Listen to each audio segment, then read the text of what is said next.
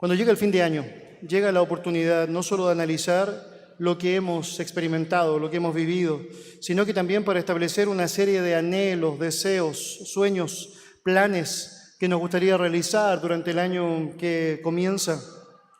Ahora sí comienzo la dieta. Ahora sí estoy seguro que voy a cumplir con el plan anual del gimnasio. Ahora sí voy a leer toda la lista de libros que tengo determinado al comienzo y que quiero terminar de cumplir. Estudiaré esta carrera. En este año seguro que me caso. Serviré en este ministerio. Voy a leer la Biblia sistemáticamente. Viajaré este año, sin duda, al lugar que siempre quise. Aprenderé otro idioma. Estaré, convencido a disciplinar mucho más mi vida. Usaré menos el celular. Me compraré un nuevo celular. Emprenderé un negocio específico. Me voy a independizar de mis padres. Voy a hacer todo lo posible para que mi hijo se independice de mí. Gastaré menos dinero. Ahorraré. Reiré con mayor frecuencia. E incluso algunos podrían exclamar antes de comenzar con una gran expectativa, señalando: seguro que este año que viene será mi año. Seguro que será mi año. Planear, por cierto, no es malo. Es decir, establecer ciertos planes en sí mismo no es algo que debe ser tomado como pecaminoso per se. Pero lo cierto es que si te has reído con alguna de las cosas que he mencionado, es algo que de alguna forma nos indica que podemos estar convencidos que la mayoría de las veces, es decir, no siempre están resultando los planes tal como lo hemos trazado. Y las Escrituras nos enseñan muchas razones por las cuales aquello no pasa. Una de esas razones tiene que ver específicamente con la autosuficiencia, esa capacidad que muchas veces nosotros queremos hacer resaltar en nuestra vida y que nos habla de establecer nuestros propios criterios, nuestros propios anhelos, desconectados de cualquier tipo de consejo, y lo que lo hace mucho más complejo, desconectado de cualquier tipo de consejo bíblico, de cualquier ayuda de parte de Dios. Lo que vamos a hacer en esta ocasión, y con motivo de lo que significa este desafío que tenemos de establecer planes o no, de animarnos a hacerlo de buena manera, es mirar cómo podemos tomar las herramientas del Señor para hacerlos correctamente. Acompáñame al libro de Santiago, por favor, capítulo 4. Santiago, capítulo 4.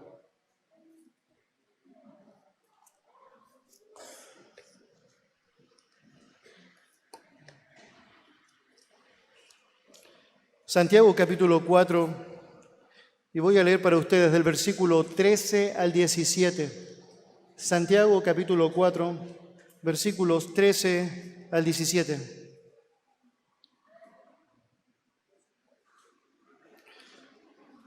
Santiago 4, versos 13 al 17, la palabra del Señor dice así: Vamos ahora, los que decís, hoy y mañana iremos a tal ciudad y estaremos allá un año y traficaremos y ganaremos, cuando no sabéis lo que será mañana. Porque ¿qué es vuestra vida? Ciertamente es neblina que se aparece por un poco de tiempo y luego se desvanece. En lugar de lo cual deberíais decir: si el Señor quiere, viviremos y haremos esto o aquello. Pero ahora os jactáis en vuestras soberbias. Toda jactancia semejante es mala, y al que sabe hacer lo bueno y no lo hace, le es pecado. Acompáñenme en oración. Dios bendito, te damos muchas gracias por darnos tu palabra, Señor. Allá está la fuente de vida, paz, de luz, de gozo.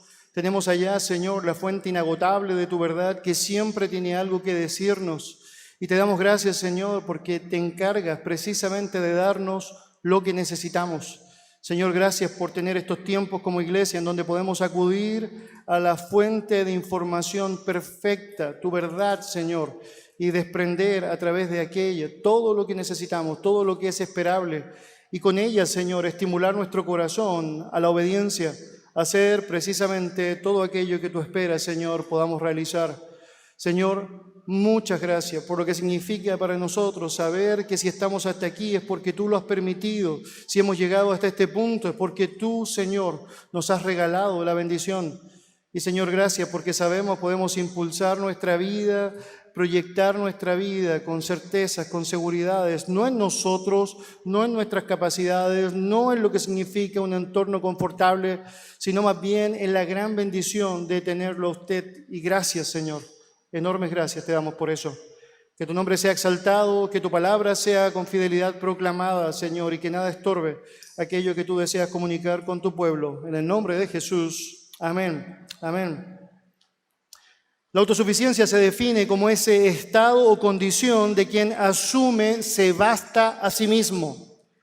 Y quiere básicamente decirnos o desglosar una palabra que está compuesta, la palabra auto allá, que básicamente se traduce como sí mismo, por sí mismo, es la idea allá, y la palabra suficiencia del latín, que se traduce como la capacidad o cualidad del que logra algo. Por lo tanto, básicamente una persona autosuficiente es aquella persona que asume que puede lograr todo por sí mismo, que no necesita absolutamente nada más. En ese contexto es en el cual Santiago quiere darnos allá una lección que es tremendamente gráfica. Él va a señalar que toda jactancia semejante es mala. Él va a hablar del problema de jactarnos en nuestras soberbias. Y por cierto, todo eso va a ser aplicado al desarrollo de planes, al desarrollo de ideas, sueños, anhelos que estamos asumiendo que se van a cumplir, pero que creemos se van a hacer en mis capacidades, en mi fuerza, bajo mi propia autonomía para llevarlo a cabo. No es casualidad que Santiago precisamente piense en tratar un tema como este en un contexto en donde ha dicho varias cosas que están relacionadas con la ligación con el mundo. Si tú miras después en casa el capítulo 3 de Santiago, estará hablando del peligro de ser amigo del mundo y cómo cualquiera que se constituye amigo del mundo es enemigo de Dios. Es porque no hay términos medios al respecto, es porque claramente hay una responsabilidad. O sigues a Dios, sus directrices, su manera, y obviamente estando en el mundo, incluso enfrentas el oprobio de este sistema, o sigues el mundo, sus deseos, su manera de tratar las cosas, y naturalmente con eso te distancias de lo que Dios ha establecido. Por lo tanto, allá tienes un gran desafío y se hace cada vez más difícil porque el sistema de este mundo está permanentemente llenándonos con estímulos que desean hacer que precisamente la autosuficiencia resalte en nosotros. Escuchará cada vez con mayor fuerza el evidente culto y la adoración a lo que significa la jactancia. Frases como, sé el dueño de tu vida, todo lo que te propones tienes que lograrlo, solo hazlo. En términos un poco más místicos, decrétalo, dándote a ti la fuerza o el poder para poder decidir lo que va a pasar. Empodérate, demuéstrales lo que eres capaz de hacer. Son algunas de un montón de manifestaciones que lo que tratan de expresar es que podemos en nuestra propia capacidad lograr lo que nos propongamos. El mundo en general vive bajo la idea de que somos dueños de nuestro destino y debemos ser libres de toda ley y atadura. Señala, yo soy el Señor de mi vida y por lo tanto yo no me someto ni me limito a la moral cristiana, a las leyes del Estado, ni a las restricciones de la sociedad. Yo soy mi propia ley, yo hago lo que yo quiero sin ataduras. Y lo que estoy haciendo básicamente es citar al filósofo Friedrich Nietzsche, seguramente has escuchado, quien se hizo popular al declarar una frase muy conocida, Dios ha muerto, Dios ha muerto. Por lo tanto, nota la conexión, un intento desesperado por sacar a Dios como la autoridad de la vida del hombre, hace que precisamente el hombre se ponga en aquel sitial, en aquel pedestal y empiece a tomar para sí atributos que le pertenecen solamente a Dios. De hecho, Dios es el único perfecto en autosuficiencia.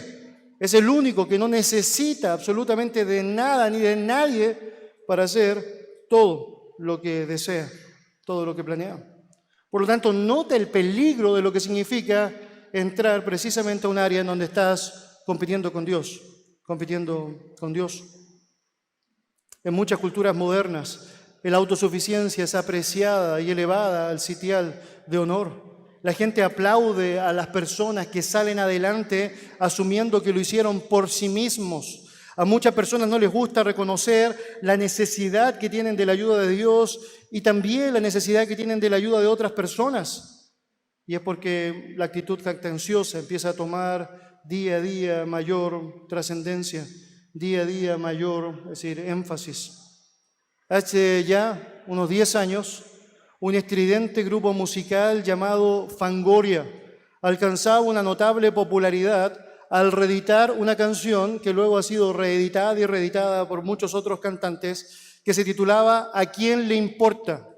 El éxito fue inmediato y no tardaría mucho en ser adoptado por un montón de colectivos como su himno de presentación, su himno lema. El estribillo básicamente decía lo siguiente, o dice lo siguiente: mi destino, el que yo decido, el que yo elijo para mí. ¿A quién le importa lo que yo haga? ¿A quién le importa lo que yo...? ¿La escucharon? Yo soy así y así seguiré, nunca... Oh. Bueno, no voy a seguir. Seguro que más de alguna ocasión la has escuchado y probablemente en más de alguna ocasión has podido repetir las frases que están descritas allá. Lo cierto es que lo que está señalando en su contenido es terrible. Nunca voy a cambiar. Es decir, por más que en la práctica sea evidente que hay algo que está mal en mi vida, no lo voy a cambiar. Yo soy así y así voy a seguir por siempre. Bueno, francamente, todo lo que está encerrado allá y lo que hace tan popular tipos de canciones como estas y tan populares en el contexto del mundo en el que nos encontramos, es fundamentalmente porque estimula el ego de la persona, hace que la persona esté sintiéndose que realmente es capaz de hacer todo lo que quiera. Y lo cierto es que te das cuenta, más temprano que tarde, que es un sueño, es una utopía, no es real. Más allá del ritmo o el estilo de aquella estrofa o parte de canción que les he compartido, lo que vemos allá es el sentir de una época.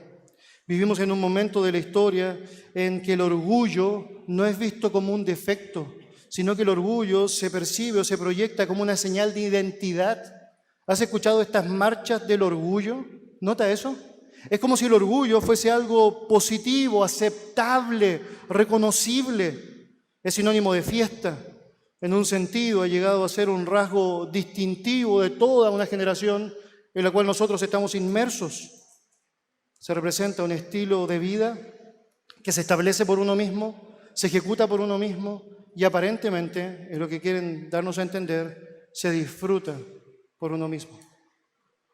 Pero lo cierto, cuando miramos la realidad bíblica, nos damos cuenta que todo eso dista de completa verdad, En el mundo, la humildad es concebida como una restricción del yo, de la que hay que escapar, a menos que queramos limitarnos a nosotros mismos. Y la Biblia precisamente menciona que esa es una tremenda bendición. Mientras más nos negamos a nosotros mismos, mientras más resaltamos aquello que realmente es necesario, y lo hacemos en los términos correctos que el Señor estableció, tenemos garantía de poder avanzar correctamente tomado de su mano, correctamente avanzando, siguiendo sus principios.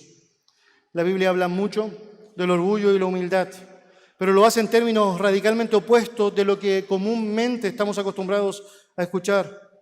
Ella nos enseña el lugar que ocupa el ser humano en el universo. Nos dice que el ser humano no es creador, que Dios es el creador. El ser humano no es soberano, Dios es el soberano. Nos dice que el hombre naturalmente necesita de una autoridad. Y simultáneamente subraya una verdad que es tremendamente liberadora, y es que básicamente la gloria del cristiano no se encuentra en sí mismo, en lo que tiene o en lo que hace, sino que se encuentra en su perfecta posición con Cristo, lo que Cristo logró hacer en él. Seguramente ustedes han escuchado en alguna ocasión un par de libros que han sido de buena edificación para muchos, La esposa ejemplar, El esposo excelente. En El esposo excelente, el doctor Stott lo que hace allá, o Scott, básicamente en un momento enumerar una serie de 30 actitudes pecaminosas que son consecuencia directa de la falta de humildad. Y eso, a mi parecer, es tremendamente aleccionador. Es decir, si tienes 30 formas en cómo puedes expresar, y esto simplemente es una lista representativa, en la que puedes representar lo que significa en la práctica la falta de humildad, no te demoras mucho en darte cuenta cómo el orgullo ha sido tan utilizado a lo largo de la historia por Satanás como una herramienta eficaz y como un camaleón.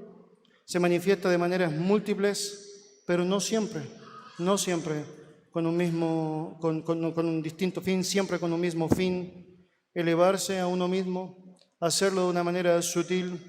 Y obviamente una de las formas más eficaces en cómo lo hace es en la manera en cómo elaboramos nuestro plan, hacemos nuestra agenda, establecemos nuestras metas. La autosuficiencia no es ningún trofeo, es una trampa. Y es necesario que tú y yo podamos considerarlo de esa manera. Es por eso que el mensaje de Dios es absolutamente contrario al mensaje que vas a escuchar en el mundo. Y lo vas a escuchar pregonado con mucha fuerza. Quienes quieren vencer la adversidad deben sacrificarse, deben hacerlo, deben estar dispuestos a sacrificar su propia seguridad, dejar la seguridad en sí mismos y depender de Él. Fuimos creados para depender en Dios, fuimos creados para sostenernos en Dios. Jesucristo dijo literalmente: separados de mí, nada podéis hacer. Por lo tanto, bien hacemos en tomar las directrices de nuestro Dios. La Biblia nos enseña que cuando somos débiles, su Espíritu nos hace fuertes y estamos en Él. Somos verdaderamente fuertes cuando somos capaces de reconocer nuestra debilidad. Y en ese contexto, Santiago nos da tremenda luz para no eludir aquello, para poder asimilarlo de buena manera y para saber por qué es tan peligroso el desconectarnos de la autoridad, la voluntad, la soberanía de Dios y ponernos nosotros en aquel lugar. Acompáñenme allá nuevamente, mire lo que dice versos 13 y 14.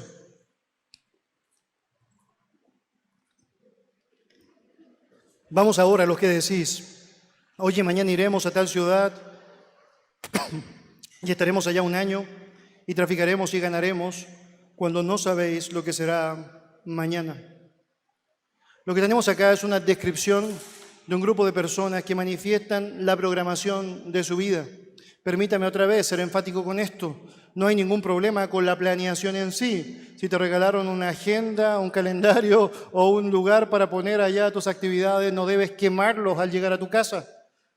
Lo que sí debes saber es que está muy mal si claramente todo eso se establece bajo tu propia fuerza y capacidad, desconectándote de lo que significa la realidad del Dios soberano. El vamos ahora, que es la primera frase que aparece descrita en el relato, es una alocución enfática en el texto original que se usaba para llamar la atención de la audiencia, es decir, vamos, estamos convencidos, es decir, vamos ahora, es decir, estamos obviamente tremendamente persuadidos a que lo vamos a cumplir. La siguiente frase, que es los que decís, es un participio activo muy interesante. Lo que está reflejando a través de ese presente allá es básicamente algo que podría traducirse de esta manera. Es decir, los que habitualmente decís o los que no cesan de decir. Es decir, constantemente sé qué es lo que es mejor para mi vida y estoy constantemente señalándolo, es la idea allá en el texto. Sabemos que los judíos han tenido un fino instinto para los negocios a lo largo de la historia, pero especialmente en el tiempo de Alejandro Magno, esto se hizo, es decir, tremendamente popular y a dimensiones, es decir, grandísimas. Ellos se convirtieron en especialistas de lo que fue el comercio. Este es el trasfondo histórico en el cual Santiago se encuentra señalando esta advertencia. Van dirigidas especialmente a cristianos que están estableciendo una idea de negocio, de comercio, pero piensan que pueden avanzar correctamente en esto desconectados de su autoridad, desconectados de Dios, sin tenerlo en cuenta. Ahora, pasemos unos segundos simplemente detallando cuáles son las manifestaciones, el nivel de programación de las personas mencionadas aquí.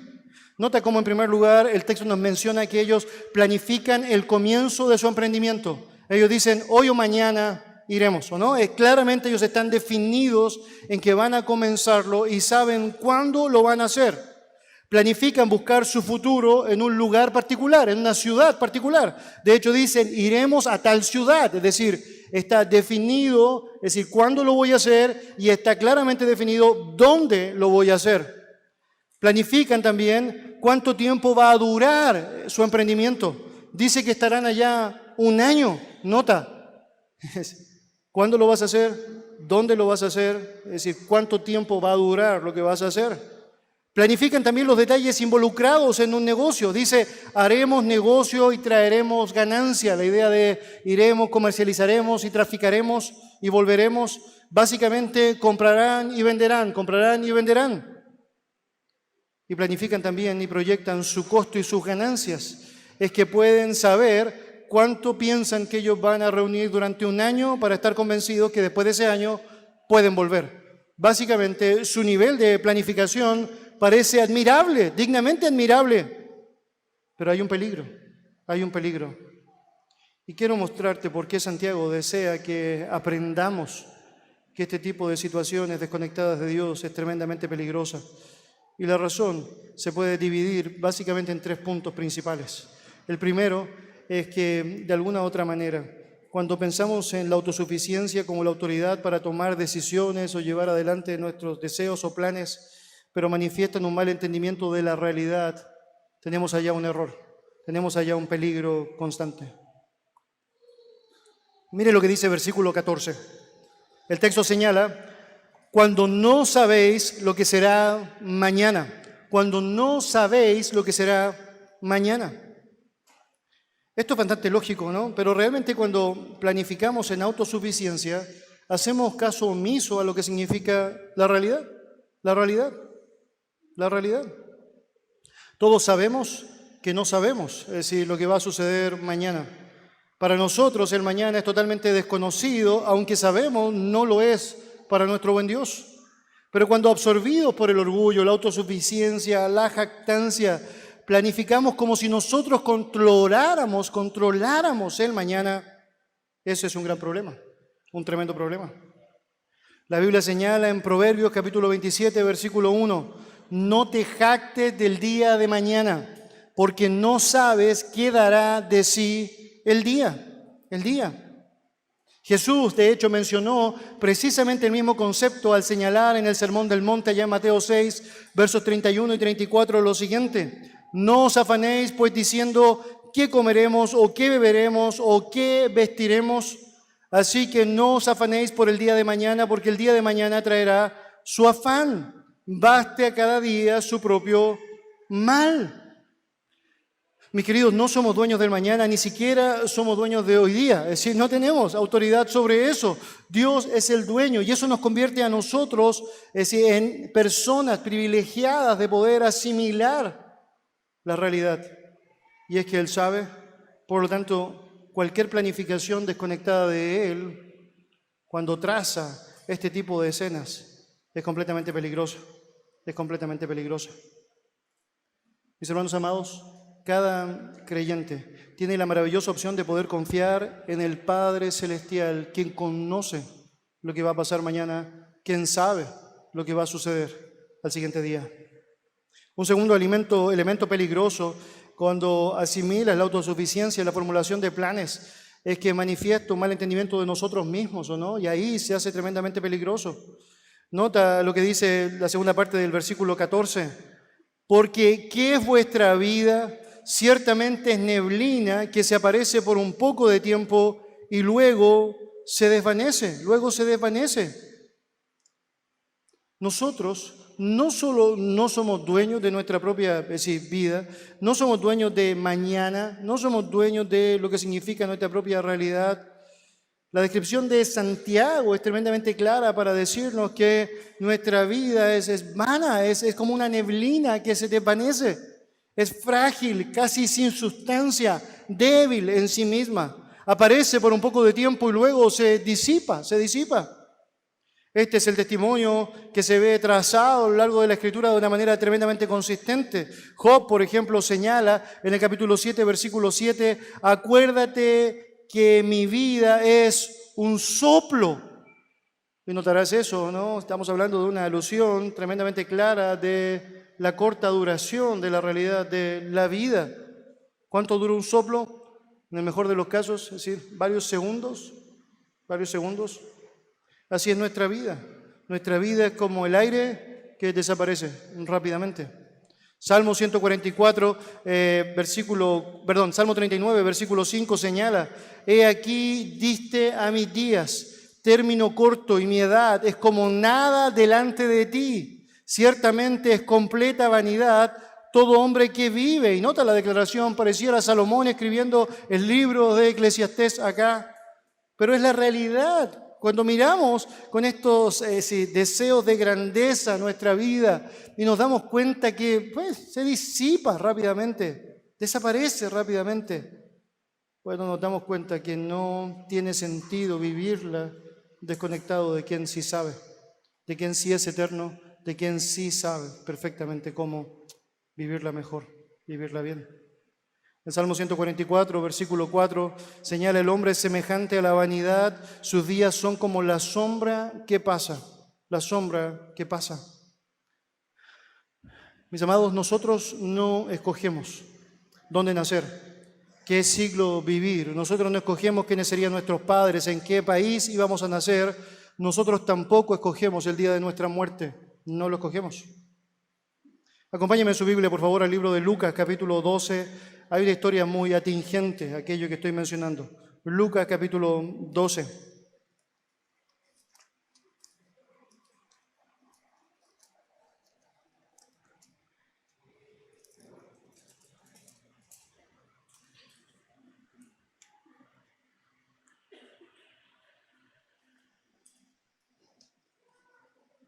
Lucas 12, versículos 16 al 21. La palabra del Señor dice así: También le refirió una parábola diciendo: la heredad de un hombre rico había producido mucho. Y él pensaba dentro de sí diciendo: ¿qué haré? Porque no tengo dónde guardar mis frutos. Y dijo: esto haré, derribaré mis graneros y los edificaré mayores, y allí guardaré todos mis frutos y mis bienes. Y diré a mi alma: alma, muchos bienes tienes guardados para muchos años, repósate, come, bebe, regocíjate. Vamos a detenernos ahí. Yo quiero mostrarte los énfasis que están descritos en el relato. Y quiero que veas cómo es tan evidente que lo que tenemos acá es la descripción de la autosuficiencia en su máxima expresión. De una manera clara, lo que vemos es un hombre que está hablando consigo mismo y diciéndose a sí mismo lo que tiene que hacer con lo que es suyo para que pueda él mismo disfrutar del beneficio de aquello. Es una cosa muy extraña, pero es tan común, mucho más común de lo que pensamos. Él pensaba dentro de sí, nota eso, ¿no? Es decir, ¿qué haré? No tengo dónde guardar mis frutos. Y dijo, se responde a sí mismo, ¿no? Esto haré, ¿no? Derribaré mis graneros, edificaré mayores, guardaré mis frutos y mis bienes, y finalmente tendré el beneficio de eso. Mira el versículo 20. Pero Dios le dijo: necio, necio, necio. Esta noche vienen a pedirte tu alma, y lo que has provisto, ¿de quién será?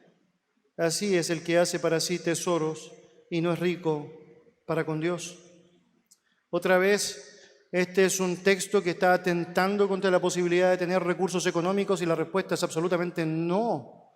Este es un texto que nos habla cómo en los recursos económicos tú puedes actuar con autosuficiencia y puedes pensar que puedes desconectar tu vida de Dios y el resto de las personas para básicamente depender de ti, decidir por ti, hacer por ti y para ti y olvidarte de todo el resto.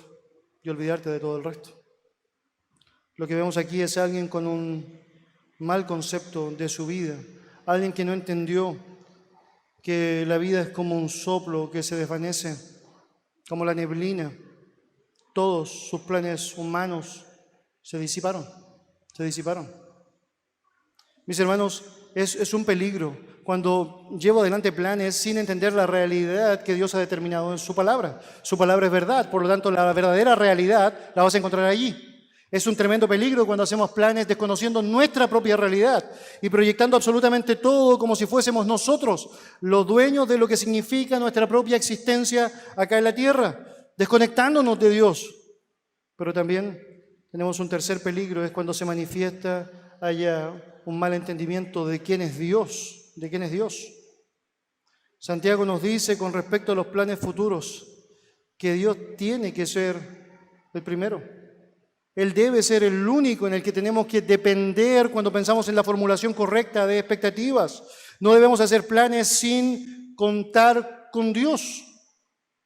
Y para ello tenemos que tener una perspectiva clara de quién es. Si vuelves en tu Biblia, por favor, a Santiago, mira lo que señala allá.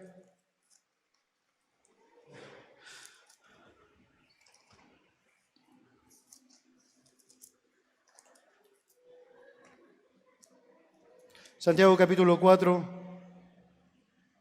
versículo 15. Dice, el lugar de lo cual deberíais decir. Note cómo comienza, el lugar o por el contrario, lo que debería pasar, la alternativa correcta a la autosuficiencia, a la formulación propia de tus planes en tus propias fuerzas. Básicamente la respuesta es, deberías someterte a la soberanía de Dios. Mira lo que sigue diciendo, el lugar de lo cual deberíais decir, si el Señor quiere, viviremos o haremos esto o aquello o aquello. Santiago nos dice dos cosas que son tremendamente necesarias de asimilar en cuanto a lo que es la realidad de nuestro Dios. En primer lugar, él deja muy en claro que Dios es el dueño y el amo de nuestra vida. Dice el texto, si el Señor quiere, viviremos. Muy interesante. Es su determinación, es su prerrogativa. Él tiene la autoridad para resolver, para decidir, para formular cuál es la serie de eventos, cuáles serán los sucesos que tú vivirás y el tiempo de esa existencia. Nuestra vida se la debemos a Él. Él es el autor y el dador de la vida. Él también determina el tiempo de nuestra muerte. Él es quien tiene la autoridad. Cada amanecer que tú y yo tenemos es un regalo de la gracia del Señor. Misericordias nuevas cada mañana son un regalo de su gracia. Cada vez que podemos alimentarnos es obviamente una evidencia de su provisión para nosotros. Cada latido del corazón, cada suspiro de nuestra vida, cada movimiento en nuestro cuerpo, sin duda se la debemos a Él. Y Santiago quiere que quede esto en claro, no eres el dueño, Él es el dueño. Y esto es muy, pero muy necesario de asimilar. Una segunda cosa que Él desea que nosotros entendamos es que Dios determina lo que hacemos. De hecho dice, si el Señor quiere, haremos esto o aquello. Nota eso. Haremos esto o aquello si Él lo quiere. Nuestros actos están bajo el control absoluto de Dios. Como nos dice la palabra del Señor, allá en Proverbios capítulo 19, versículo 21, el texto dice, muchos pensamientos hay en el corazón del hombre, mas el consejo de Jehová permanecerá. Piensa lo que quieras o no, pero va a permanecer su consejo. ¿Por qué no entonces querer pensar como Él piensa? ¿Por qué no querer adosarme entonces a su consejo? Si finalmente será lo único que me va a permitir poder disfrutar lo que significa la realidad de estar en su voluntad, el tiempo de su voluntad. Hermanos, tú y yo podemos planificar, pero no nos vamos a demorar en darnos cuenta que Dios tiene autoridad para derribar nuestros planes, destruirlos por completo. Proverbios capítulo 16, versículo 21 dice, del hombre son las disposiciones del corazón, mas de Jehová es la respuesta de la lengua.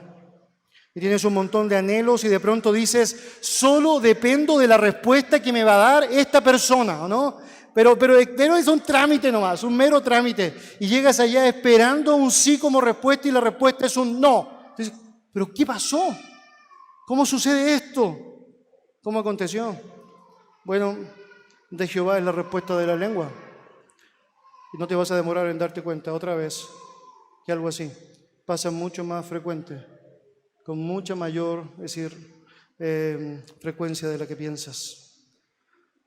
Por eso, si esto es así, si esta es la realidad y crees esa realidad, es absolutamente necio, absurdo, insensato hacer planes sin considerar la importancia que Dios tiene como el dueño y como el soberano en los actos que realizo. Y no debemos pensar que estamos bien cuando francamente todo lo que está trazado en lo que estamos determinando no está dimensionando la realidad, no está dimensionando mi propia realidad, no está dimensionando la realidad correcta de quien es Dios. Hermanos, no solo la vida depende de Dios, sino que también las fuerzas físicas para poder vivir esa vida. La expresión haremos esto o aquello requiere entender el reconocimiento de la necesidad de depender en Dios. Es porque Él tiene la autoridad sobre los detalles de nuestra movilidad. Nuestros actos, nuestra vida dependen absolutamente de Él. La palabra nos enseña en Hechos capítulo 17, versículos 24 al 28, lo siguiente. El Dios que hizo el mundo y todas las cosas que en Él hay, siendo Señor del cielo y de la tierra, no habita en templos hechos por manos humanas, ni es honrado por manos de hombres, como si necesitase de algo. Pues Él es quien da a todos vida, aliento y todas las cosas. Nota, Él es autosuficiente, perfectamente autosuficiente. No necesita de nada ni de nadie para ser Dios. No nosotros, Él. Pero Él da a todos aliento de vida y da esa realidad de existencia a todas las cosas que están en esa condición. Y de una sangre no te ha hecho todo el linaje de los hombres para que habiten sobre la faz de la tierra. Y les ha prefijado el orden de los tiempos y los límites de su habitación. Nota eso, no solo creó al hombre, estableció el lugar para el hombre, estableció la temporalidad del hombre. ¿Para qué? Para que busquen a Dios, si en alguna manera palpando puedan hallarle, aunque ciertamente no está lejos de cada uno de nosotros, porque en Él no te vivimos, nos movemos y somos. Como algunos de vuestros propios poetas también han dicho, porque el linaje suyo somos. Hermanos, Dios tiene autoridad, tiene una autoridad incuestionable, una autoridad increíble. Él tiene la capacidad para permitirnos existir, pero también tiene la capacidad para llevarnos a existir de la manera que Él considera es mejor. No debemos perder la perspectiva de que Él es quien gobierna. No es solo un Dios que es absolutamente soberano y que por cierto debe ser dimensionado así, sino que además bien vale la pena que tú y yo dimensionemos que es un Padre completamente comprometido y amoroso con sus hijos. Eso hace que el peso de involucrar a Dios como agente directo, especial y prioritario en nuestras decisiones tenga todo el sentido. No solo te estás sujetando al soberano, al que no puedes de ninguna manera vencer con tus propios planes, sino que también te estás sujetando al que tiene los mejores planes para ti y para mí. Pensamientos de bien, bondadoso, amoroso. Entonces nuestra vida no podría ser algo mejor que confiar en lo que significa la realidad de ese Dios, asimilar lo que implica el hecho de dejar de ser nosotros los que competimos por el gobierno de ella y empezar a establecer claramente cómo Él toma la prioridad que siempre debe tener, que siempre ha merecido tener. No hay razón para quejarnos de Dios cuando dimensionamos que realmente Él es el soberano y que Él es un Padre amoroso. Esa es la razón por la cual Job podría exclamar de una manera impresionante, aunque Dios me mate, en Él confiaré. Y la razón es porque aunque me mate, yo sé que eso sería lo mejor, en contra de cualquier pensamiento que yo pudiese tener sobre mi propia vida. Como creyentes, hay un ejemplo concreto, hay un modelo correcto que deberíamos asimilar. Y esto es básicamente lo que nos enseña Pablo en su propia vida. Conocerás a Pablo y verás en él un hombre lleno de expectativas, de planes, de anhelos, pero alguien que sabía que estos solamente iban a tener un objetivo aceptable, correcto, iban a funcionar en los planes y la voluntad de Dios. En Hechos capítulo 18, versículo 21, él dice, sino que se despidió de ellos diciendo, es necesario que en todo caso yo guarde en Jerusalén la fiesta que viene, pero otra vez volveré a vosotros. Note, si Dios quiere, y zarpó de Éfeso. ¿Notas cómo son las mismas palabras de Santiago? No deberíamos ser nosotros los que establecemos un plan sin entender la realidad, sin dimensionar mi propia realidad, sin asimilar correctamente la realidad de Dios. Lo que deberíamos hacer en la práctica es notar cómo Dios es el que toma preeminencia en mis decisiones y mis planes.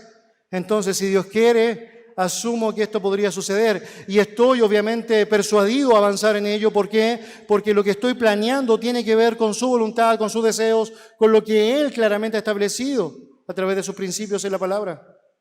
Cualquier otra cosa, cualquier otra idea, cualquier otro concepto que toma preeminencia en mis determinaciones, básicamente es autosuficiencia.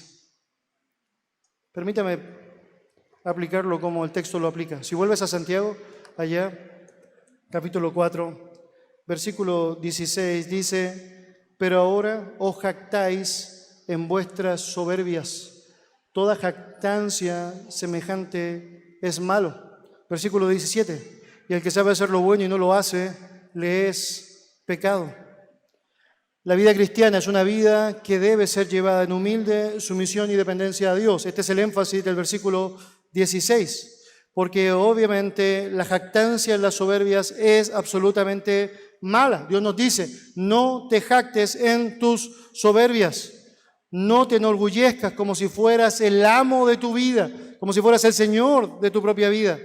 Vivamos como aquellos que reconocemos que dependemos totalmente en Dios, dependemos absolutamente en Dios para poder obtener cualquier tipo de victoria, aún en nuestra gran debilidad. Permíteme dar un ejemplo bíblico que sin duda es tremendamente ilustrativo para esta escena. En la Biblia hay una historia de un hombre, se llamaba Nabucodonosor, el gran rey de Babilonia, el emperador de lo que fue un tremendo imperio que tomó el control de gran parte de lo que era el mundo conocido en la época de su existencia. La Biblia nos dice que algunos asuntos fueron claramente reconocidos por él. Había una noción de la existencia de Dios, por cierto. Es decir, hay momentos específicos en donde él reconoce a ese Dios verdadero, como cuando, por ejemplo, los amigos de Daniel no se postran ante la imagen y él reconoce el poder, la capacidad de ese Dios. Déjeme leer un relato de la palabra del Señor sobre su historia. Dice: al cabo de 12 meses, paseando en el palacio real de Babilonia, habló el rey y dijo: ¿no es esta la gran Babilonia que yo edifiqué para casa real con la fuerza de mi poder y para la gloria de mi majestad? Note, muy interesante, otra vez, descripciones peligrosas: el mí, el yo, es decir, el mío, descritos allá. Note, verso 31, aún estaba la palabra en la boca del rey. De hecho, estaba jactándose y brotando de su boca jactancia y más jactancia. Aún estaba la palabra en la boca del rey cuando vino una voz del cielo, una voz mucho mejor que la que él estaba escuchando, una voz mucho mejor que la que nosotros nos vemos tentados a escuchar, la nuestra, la voz de Dios, que dijo: así se te dice, rey Nabucodonosor, el reino ha sido quitado de ti, y de entre los hombres te arrojarán, y con las bestias del campo será tu habitación, y como los bueyes te apacentarán, y 7 tiempos pasarán sobre ti, hasta que reconozcas que el Altísimo tiene el dominio en el reino de los hombres, y se lo da a quien Él quiere. En la misma hora se cumplió la palabra sobre Nabucodonosor, y fue echado de entre los hombres, y comía hierba como los bueyes, y su cuerpo se mojaba con el rocío del cielo, hasta su pelo creció como plumas de águila y sus uñas como las de las aves. Wow. Este es un caso tremendo que nos muestra no solamente cómo no se cumplen tus planes, sino que se cumple todo lo contrario a tus planes. Esa expectativa de que todo tenía que ver con su capacidad, su imperio, su reinado, sus logros, eso que te hace sentir que puedes lograr lo que quieres lograr. Llega el momento en donde Dios te demuestra, todo lo que tienes fue por mí, y todo lo que tendrás también. Y allá. ¿Y puedes imaginar al hombre que es la autoridad máxima sobre un imperio, echado por los hombres que pertenecen a su mismo imperio, a vivir afuera, como una persona básicamente que se encuentra, si fuera de sí es la idea del texto, y que está viviendo básicamente como, alguien que está otra vez fuera de sí? comiendo como un animal, como una bestia. Sus uñas y su pelo están demostrando básicamente una especie de locura desenfrenada. Déjeme terminar el relato bíblico. Dice lo siguiente: mas al fin del tiempo, yo, Nabucodonosor, y note eso, es testimonio personal, yo, Nabucodonosor, alcé mis ojos al cielo y mi razón, note, me fue de vuelta, mi razón me fue de vuelta. Y bendije al Altísimo y alabé y glorifiqué al que vive para siempre, cuyo dominio es sempiterno y su reino por todas las edades. Nota lo que está pasando allá. Hay un rey que necesita darse cuenta que hay otro rey, que es mucho más importante, que tiene mucho más poder, que tiene mucha más capacidad, que tiene mucha más autoridad que él. Y necesita someterse. Ese rey merece ser adorado por el resto. Y una vez que la razón le ha sido devuelta, Nabucodonosor se encarga de poner las cosas en el lugar donde tenían que estar. Bendije al Altísimo, lo alabé y glorifiqué al que vive por siempre, cuyo reino es sempiterno, un reino por todas las edades. Mis amados hermanos, es increíble pensar en lo que está pasando allá, pero no es otra cosa que la evidencia palpable del peligro de hacer planes en nuestra propia capacidad y eludir a Dios de aquello. Una segunda cosa que debemos determinar de la enseñanza de Santiago es que no hay excusa suficiente para vivir en autosuficiencia. De hecho, ahí es el contexto de este versículo que muchas veces usamos, ¿no? El verso 17, que señala que el que sabe hacer lo bueno y no lo hace, le es pecado, ¿no? La audiencia de Santiago sabía que todo lo que había escuchado era cierto. Estoy convencido, de hecho, que tú sabes que todo lo que estoy diciendo es cierto. Es decir, antes de que aún lo diga, ya lo habías escuchado seguramente en más de alguna ocasión, que Dios es soberano, que Él tiene preeminencia, que Él es el dueño de la vida, que Él tiene autoridad sobre todo. Por lo tanto, en el punto en el cual nos pone Santiago no es en el asunto del conocimiento, es en el asunto de la práctica, ¿o no? Si sabes que Dios es el dueño, bueno, vive de la manera en cómo vive alguien que tiene autoridad. Vive como que realmente es soberano sobre tu vida. ¿Ustedes saben esto? ¿Ustedes saben, es decir, cómo moverse? Es la idea básicamente de Santiago. Bueno, entonces póngalo por obra. No deja de ser llamativo que Santiago sea un libro escrito básicamente para estimular a la acción, y tienes una cantidad de imperativos impresionantes e incomparables con cualquier otro libro de la Biblia. Es precisamente Santiago quien dice que no debemos ser solamente oidores de la palabra, sino hacedores de ella. Bueno, llega a este punto y dice, ey, si sabes que está mal, deja de hacerlo. Deja de hacerlo. Por lo tanto, ¿cómo hacemos planes para el futuro? Bueno, con Dios al frente de todo, con sus principios por sobre todo, con su verdad trascendente, siendo la que evalúa nuestros actos, con el buen consejo de consejeros que me llevarán a la verdad, con una clara perspectiva acerca de la vida, una clara perspectiva acerca de mi propia persona a través de lo que Dios dice, una clara perspectiva de quién es Él cuando hago lo que hago. Si quieres, en palabras simples, la forma sería: fíate de Jehová de todo tu corazón y no te apoyes en tu propia prudencia, reconócelo en todos tus caminos y Él enderezará tus veredas. Permítame terminar así. Vaya a Apocalipsis, por favor, capítulo 3.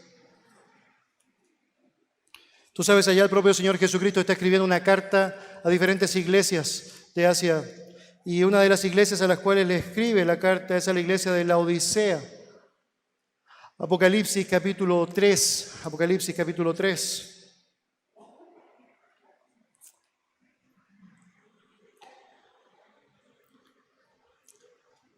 Versículo 14 al 22, la palabra del Señor dice así: y escribe al ángel de la iglesia en Laodicea, he aquí el amén, el testigo fiel y verdadero, el principio de la creación de Dios, dice esto: yo conozco tus obras, que ni eres frío ni caliente. Ojalá fuese frío o caliente, pero por cuanto eres tibio y no frío ni caliente, te vomitaré de mi boca.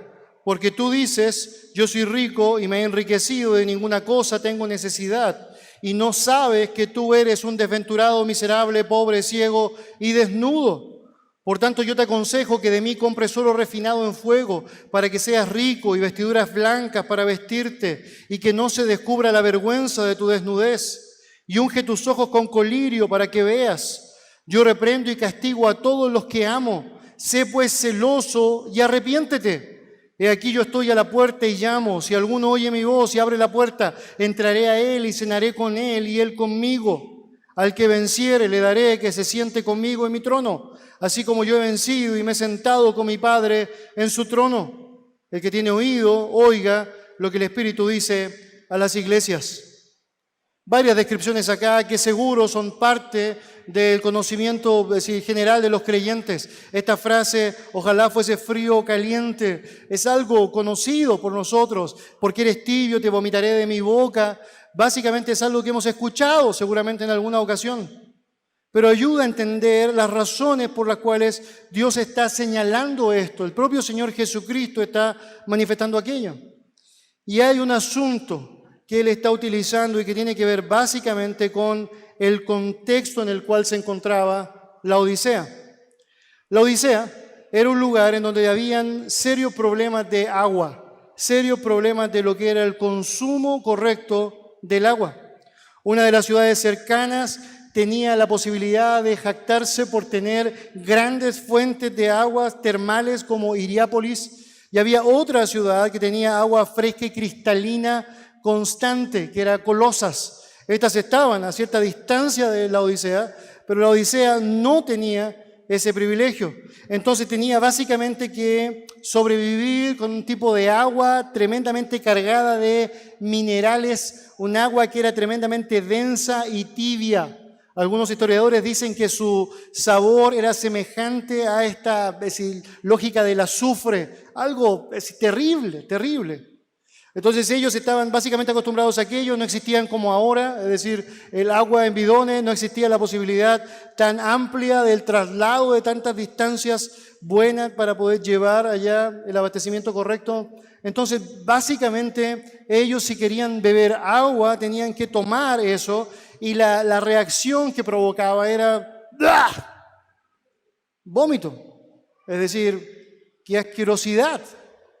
Tengo tanto deseo de poder disfrutar de una buena agua, pero básicamente lo que sucede es que es asquerosa. Asquerosa. Por lo tanto, cuando Jesús está diciendo esto, ellos están entendiendo claramente lo que está pasando. Jesús le dice, hey, usted no es ni frío ni caliente, usted es tibio. Y por eso me está provocando la misma reacción que les provoca a ustedes el agua. Déjeme decirlo así, hay ciertas actitudes de los creyentes que le provocan dolor a Dios, hay otras que le provocan repulsión. Y lo describe. Mira lo que dice el versículo 17. Porque tú dices, note eso, tú dices, esa es la idea, bajo tu determinación, sin ningún concepto correcto de la realidad, sin ningún concepto correcto de quién eres tú, sin ningún concepto correcto de quién es Dios. Tú dices, yo soy rico y me he enriquecido y de ninguna cosa tengo necesidad. Note eso, la persona está asimilando para sí algo que francamente no es real, no es cierto, pero se lo cree. Es básicamente escuchar el relato de los hombres en la actualidad. Tú puedes ser lo que quieras ser. Barbie. ¿Ves? Solo hazlo, ¿no? Just do it, ¿no? Nike. ¿Realmente es cierto? ¿Realmente puedo hacer siempre lo que quiero hacer? ¿Realmente puedo solamente hacerlo sin tener consecuencias? Francamente es una irrealidad y la gente se lo cree. Y lo que estás logrando con eso básicamente es, caer en esta lógica peligrosa de comprar un discurso aprendido que encuentra un buen lugar en este corazón engañoso, en esta carne que desea ser estimulada todo el tiempo, pero no logra nada bueno, porque no se define correctamente, porque estás apuntando al error, porque no estás provocando lo que es cierto, y lo peor de todo, Dios te vomita, le provoca repulsión. Mira la realidad de ellos, y aquí es lo que verdaderamente era su verdad. al final del verso 17, y no sabes que tú eres un desventurado, miserable, pobre, ciego y desnudo. Mis hermanos, si nosotros hiciéramos un análisis de lo que significa nuestra vida, no bajo la perspectiva cortoplacista, irreal, momentánea, nebulosa de esta humanidad, sino más bien bajo la perspectiva bíblica, nos vamos a dar cuenta que en más de alguna ocasión Dios se esfuerza por mostrarnos lo que realmente deberíamos saber. No es que nuestra competencia proviene de nosotros, sino que nuestra competencia proviene de Dios, dice Pablo. La palabra del Señor dice que nuestros días son como la flor de la hierba, que se va, se disipa, deja de estar. Que nuestras acciones muchas veces son como el rocío de la mañana, que desaparece. La palabra del Señor dice que no llamó Dios a muchos sabios ni muchos nobles, sino que lo necio del mundo llamó Dios, lo vergonzoso del mundo llamó Dios, lo pobre del mundo llamó Dios. Básicamente, ¿por qué? Bueno, fundamentalmente para que la excelencia de su gracia y de su perfección resalte en lo miserable que nosotros somos.